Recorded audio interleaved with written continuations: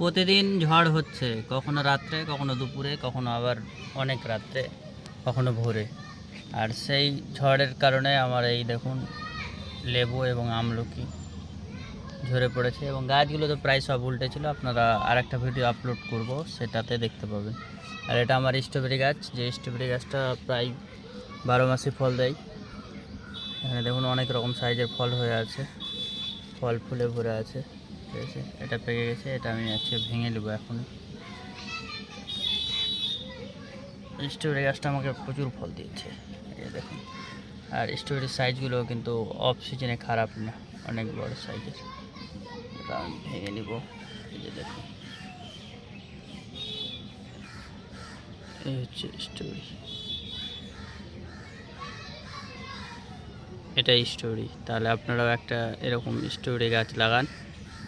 আর strawberry প্রতিদিন প্রায় একটা না দুটো পাকবে, আপনারা খেতে পারবেন। তাহলে ছাদ বাগান থেকে এটাই অনেক বড় পাওনা। ধন্যবাদ।